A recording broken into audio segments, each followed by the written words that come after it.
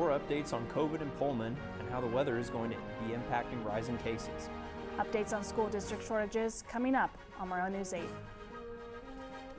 Public Broadcasting Studios on the campus of Washington State University. This is Murrow News 8. Good evening, I'm Derek Strong. And I'm Ava Wainhouse. Welcome to Murrow News 8. Whitman County added 18 new COVID cases Thursday, bringing the total to over 5,700 cases throughout the pandemic. Whitman County also reported one new hospitalization for COVID-19. Latah County added 17 new cases on Thursday. The latest round of cases includes 6 people younger than 18 and 4 people between 18 and 29. Since June 1st, more than 75% of people hospitalized with COVID at Gritman Medical Center have been unvaccinated. As COVID-19 spurged by the Delta variant wane across most of the country, states with colder weather are showing a rise in new COVID-19 infections. According to Washington Post data, Alaska is leading the low-temperature states with an increase in the number of infections with 123 new cases per 100,000 residents on a 7-day rolling average. States in the northeastern side of the country have also experienced an increase in cases over the past 7 days. Schools across the country and Washington State are experiencing severe staffing shortages. Here at home in Pullman, the Pullman School District has been struggling every day to fill teaching positions. The district is experiencing shortages in what seems to be every department, including bus drivers, janitors, and especially substitutes. Over on the west side of the state in Tacoma, Tacoma Public Schools even announced an increased base pay for subs to $200 a day. The bus driver shortage is so bad here in Pullman, the district only has 15 regular drivers. And out of those 15 drivers, one is leaving soon, bringing the number down to 14. According to Pullman School District's Director of Operations, Joe Thornton, the rest of the bus routes in town are staffed with maintenance workers who have a commercial driver's license with a passenger endorsement. The pandemic was a difficult time for local businesses in the city of Pullman. Murrow News 8 reporter Sydney Gardner talked with a Pullman business owner about how his business is doing now that students and visitors are back in Pullman.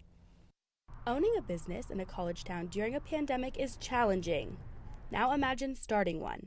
That's what Chris Chandler and his wife, the owner of Neil's Flowers and Gifts, did when they opened Neil's Coffee and Ice Cream. We already owned the space, and so since it was going to sit vacant, we decided to open it back up. We just kind of made this our pandemic project on top of our other jobs. The coffee and ice cream shop took over what used to be home to Daily Grind Coffee House here in the heart of downtown Pullman. Pullman it's kind of fun. It's unlike any other place in the world that's a true college town, where most businesses get busier in the summer around the holidays. Almost all of our population goes away. We go from being a fairly good-sized city to about the same size as Colfax overnight. This challenge and the lack of students in Pullman for the 2020-2021 school year could be seen as detrimental for a new business. But Chris said it was actually kind of nice. Getting started, it was actually might have been a little bit easier because we didn't have to go 0 to 100 miles an hour right away. We were able to learn a lot of things, and we're still learning now that we are getting busier. As the business continues to grow and adapt, they are enjoying the influx of visitors in Pullman. Pullman's population grows when the stadium's population grows. It's definitely huge. Parents' Weekend was great. We had lines out the doors and every table filled, and that was the first time we had really had that. With more sporting events attracting visitors to Pullman, Chris is hoping that the business will continue to grow. In Pullman, I'm Sydney Gardner, Murrow News 8. In a recent free speech survey, WSU is ranked number 74 in higher education institutions with the most open environments for free speech, according to the Real Clear Education website. The website did not say how many WSU students were surveyed, but 45% of them said it's never acceptable to shut down a speaker on campus.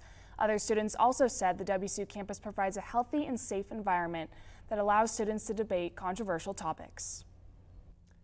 WSU will be holding a system-wide celebration of National First Generation Day on Monday, November 8th. The university is taking this opportunity to congratulate and thank all first-generation students, faculty, and staff on each campus.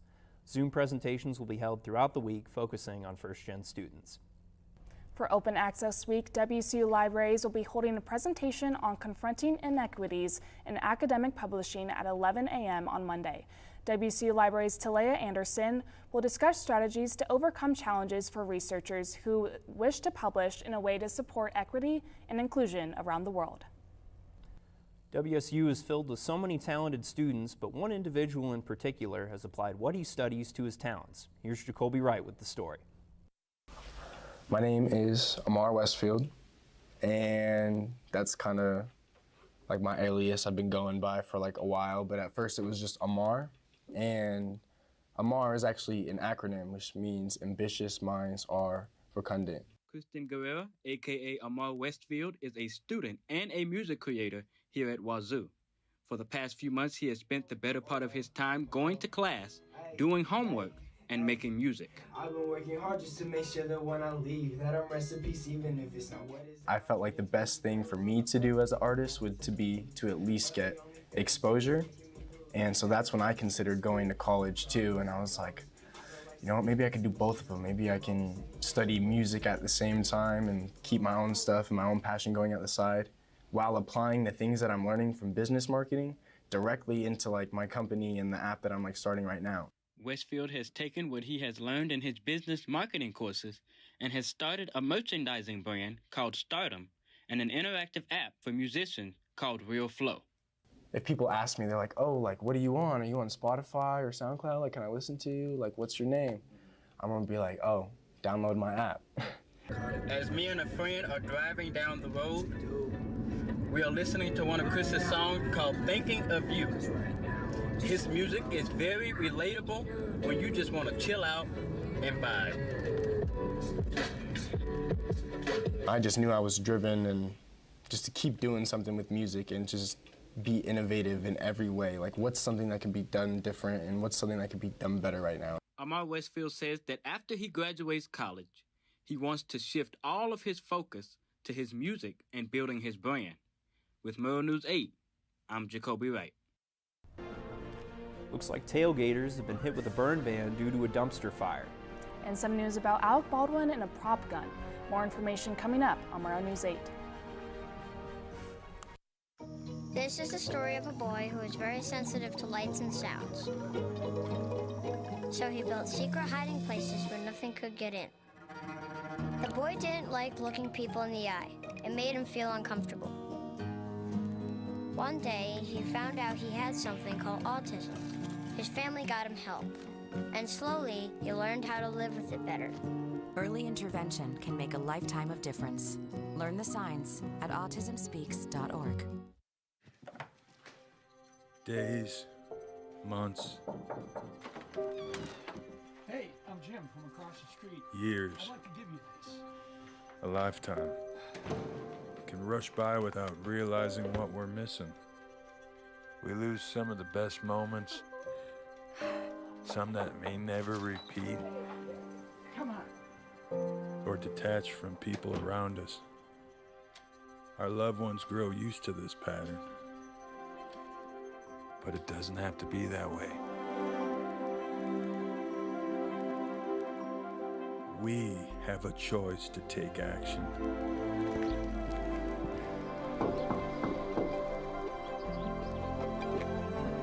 It's never too late to live a full life again.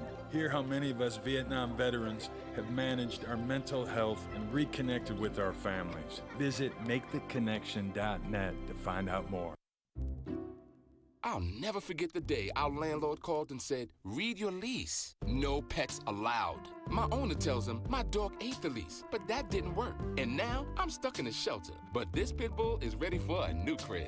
I'm loving, loyal, and play well with others. So don't be intimidated by all my muscles, because the biggest one I have is my heart. That's right, I said it.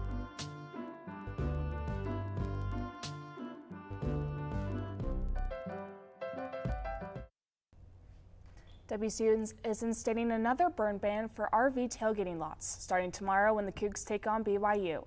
This ban includes all wood fires and charcoal grills in tailgating areas. Propane fire pits and barbecues will be allowed, along with electric grills and pellet smokers.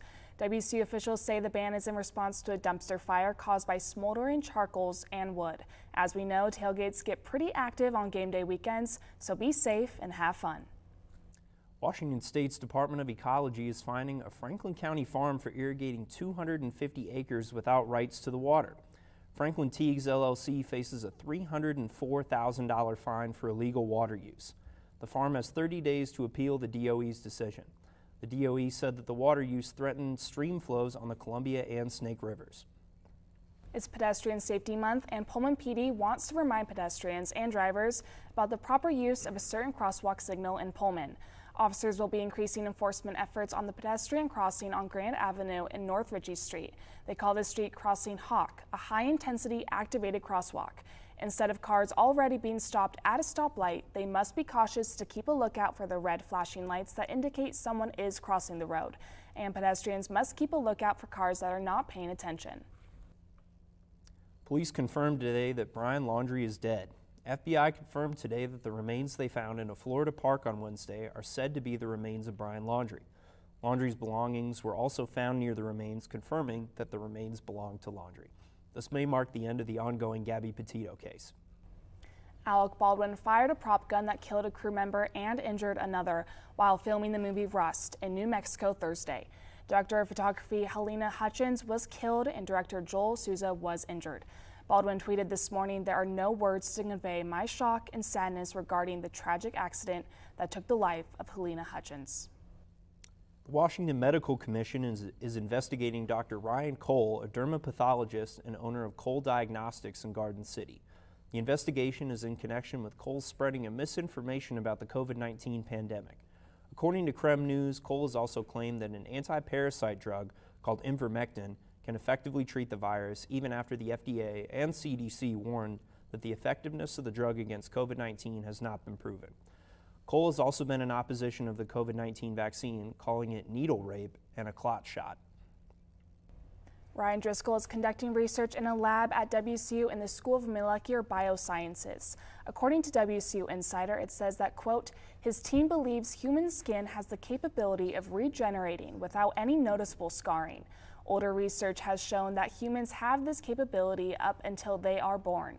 The key to Driscoll's research is to reactivate that trait. The FDA recently issued a proposal that will make hearing aids more affordable and accessible. The proposal will allow for hearing aids to be sold over the counter, which the administration hopes will also reduce the price. Around 80% of people that deal with hearing loss don't get hearing aids. Hearing aids currently range from $1,000 to $6,000. Learn how to get through the upcoming winter with Murrow News 8 reporter Henry Lenhart. And see what is happening with the weather with Cameron Baber next. Days, months, Hey, I'm Jim from across the street. years, I'd like to give you this. a lifetime can rush by without realizing what we're missing. But it doesn't have to be that way. We have a choice to take action. Visit maketheconnection.net to find out more.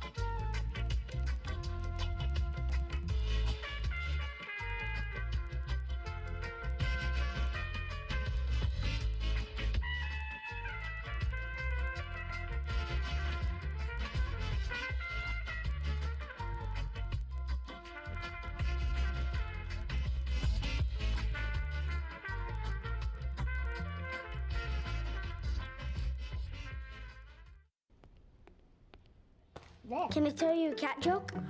Just kidding. Why did the girl ask the mushroom to dance? Because he was a fun guy.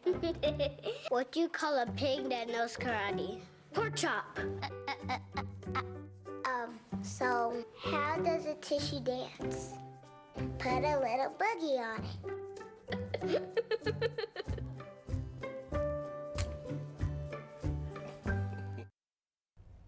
Last week's snow caught a lot of students off guard. I know it caught me off guard. Our reporter Henry Lenhart went to see if they're ready for the winter. Pullman weather, especially winter, can make life a little more challenging. I think they're just wet, cold, gross. Giant puddles of gross slush are not fun to walk through. For out-of-state kids like John Peters and Isaac Hessel, or frankly anyone that's never experienced weather that can go from this to this in a matter of hours can take some getting used to. One day where it started snowing, I was like, where did this come from? Where did this come from? I'm not ready for this yet. And I threw on like 3 sweatshirts at least. I think thermal underwear is definitely a good thing to have. I need to get some more because I've been too cold. And they only got a taste of it. With a wet winter expected, temperatures will continue to drop and rain will turn into snow. It can look something like this. Being prepared is a must. I can't tell you, my freshman year being an out-of-state kid, how many times I slipped and fell down these stairs when they were covered in ice and snow. I spoke with David Blem, a Pullman native, and Danny Cowles, who's from Boise, Idaho, to get some little tips and tricks on how they survive the winters up here. Go slow, whether you're in a car, whether you're walking, move slower, give yourself a little more time to get wherever you need to be. Watch your surroundings and be careful. Big thing is like you have to have a good pair of boots. Like a pair of Converse or your Air Forces, that's not gonna get you to class like you think it is. Like you need to have an actual set of like, whether it be like Terrells or something like that, like a good pair of snow boots that can handle the winter, because that's like the best thing that'll keep your feet warm and it'll help you against slipping on ice and stuff. Reporting in Pullman, I'm Henry Lenhart. Thanks, Henry. Well, seeing that rain on my way to campus today scared me a little bit, but I still have my fingers crossed that we'll get some dry weather for the football game this weekend. Cameron, what can I expect? All right, hey, thanks, Derek. Let's take a look at our weather for this week. Now, he is right. We're going to see lots and lots of rain. Now, today we had a bit of an overcast with some rain, if you saw on your way to class today. Now, today we had a high of 54 and a low of 36. And as I said, lots of rain. Not the best weather for today, but, you know, we're gonna have to be prepared because we're going to see it all week. Looking at tomorrow's weather, we're going to see some of the same weather conditions as we saw today with a high of 54 and the same a low of 36. Now be prepared because tomorrow is also Cougar Football Saturday, so hopefully us Cougs can stand up against that rain. Looking at the state map, now over the course of Washington, it is going to be rain across the board, sadly. So looking over at eastern Washington with cities of Spokane and here in Pullman, the same weather conditions. We have a high of 54 in Spokane as here in Pullman with lots and lots of rain. Now, if we look over in central Washington with Tri-Cities and Yakima, as I said, rain, sadly. They have lows in the 60s and in the 40s. And if we walk over to western Washington with cities of Olympia and Seattle, like I said, lots and lots of rain. They have Seattle has a high of 55 and Olympia has a high of 59. Now, this is no surprise to Washingtonians this time of the month. Lots and lots of rain, sadly. Now, if we look at the 5-day forecast, tomorrow, Saturday, for Cougar Football Saturday, as I said, it's going to be really, really rainy. We have a high of 53 and a low of 39. Now, hopefully, us WSU Cougars can stand against that rain, not the BYU Cougs.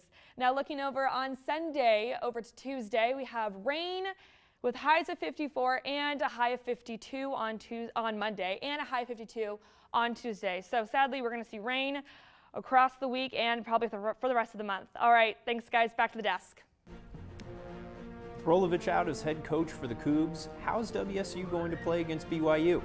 And can interim head coach Jake Dickert lead the Cougs to win? I sure hope he can. We'll give you the details about tomorrow's game after the break.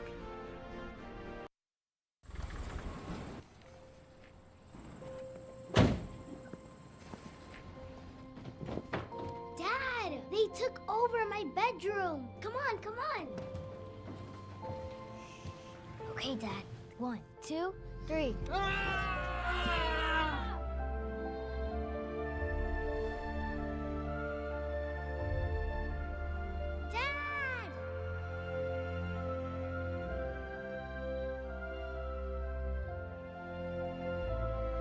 You saved me.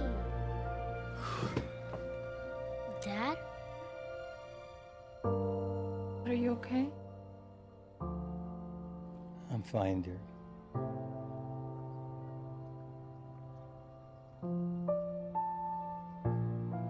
Your hero needs you now, and AARP is here to help. Find the care guides you need at aarp.org/caregiving. There. Can I tell you a cat joke? Just kidding. Why did the girl ask the mushroom to dance? Because he was a fun guy. What do you call a pig that knows karate? Pork chop. Why was the basketball court all wet? Why? Because the players kept dribbling all over it. Can I tell you another one? So how does a tissue dance? Put a little boogie on it. What's Beethoven's favorite fruit? Banana. What is a boxer's favorite drink? Fruit punch.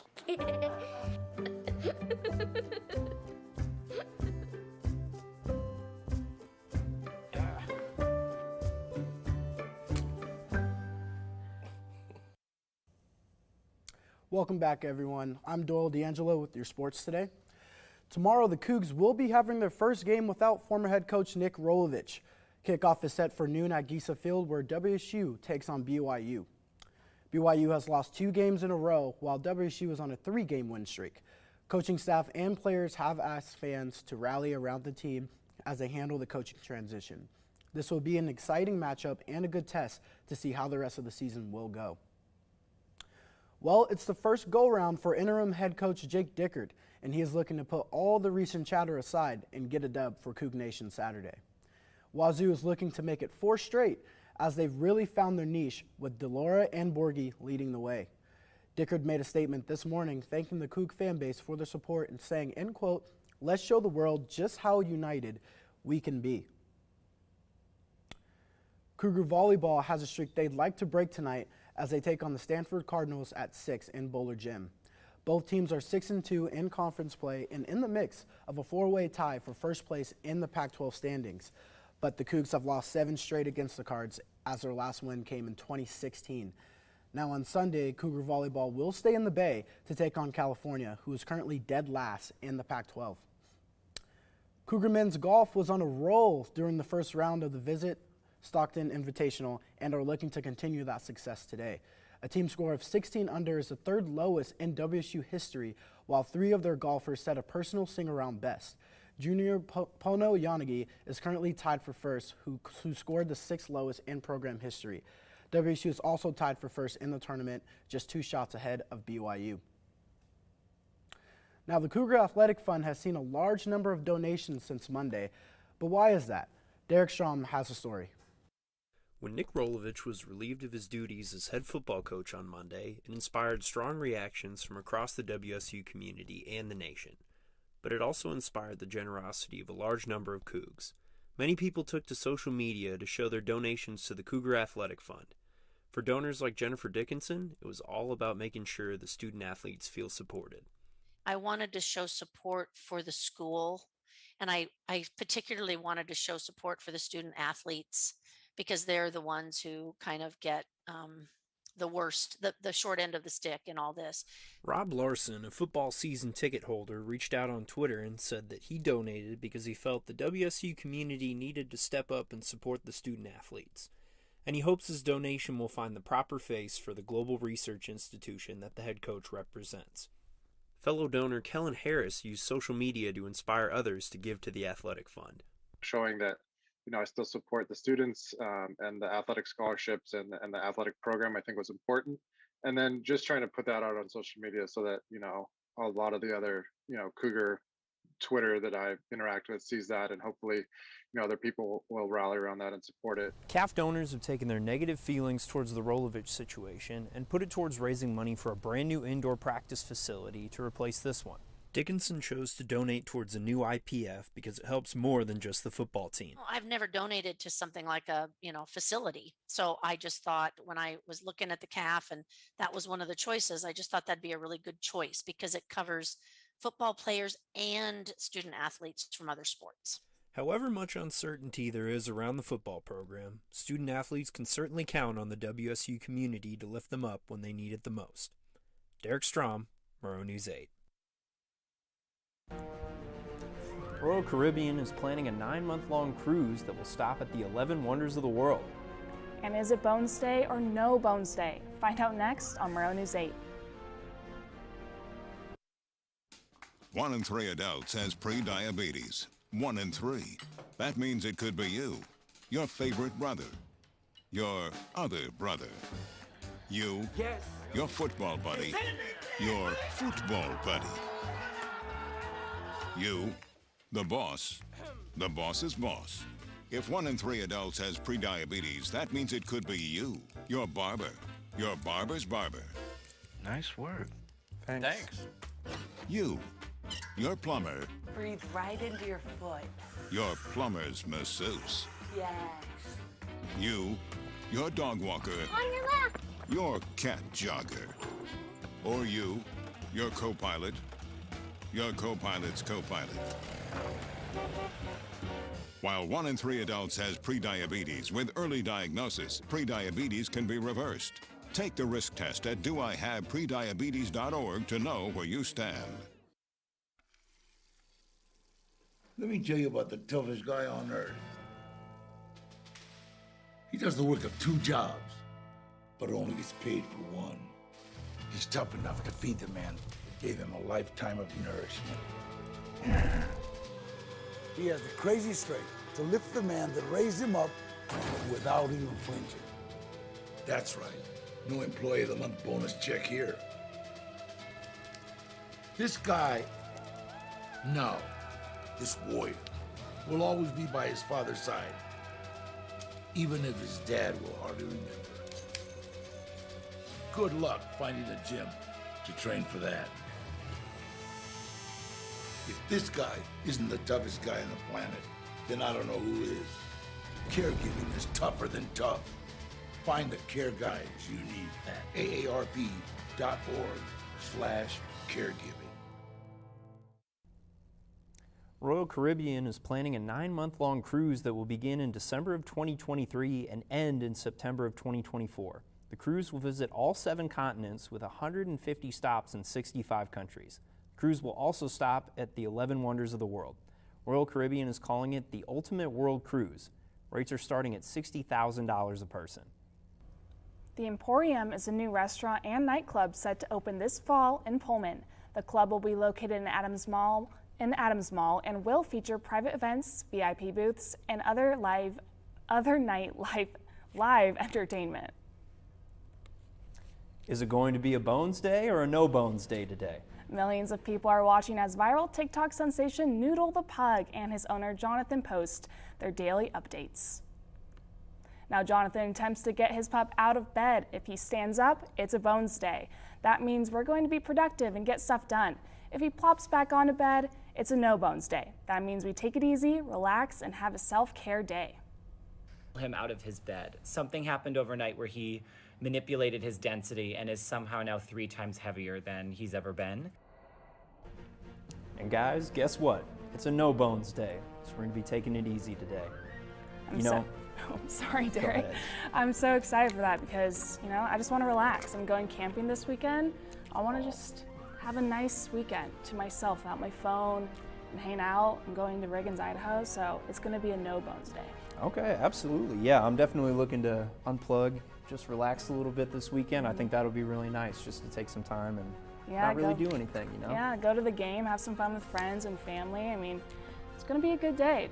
Any other plans for no Bones Day? You're going to be like the pug, stay in bed all day? Yeah, I think so. Probably just, do some gardening, plant myself on the couch, as my dad would say, and, probably play some MLB The Show, do something like that. Yeah, sounds good. I love it. Yeah. Thanks for tuning in to Murrow News 8. If you missed anything in this or any of our previous newscasts, you can always watch us on our YouTube channel. More news can be found at nwpb.org/MN8, and you can follow us on Facebook and Twitter. Have a good night.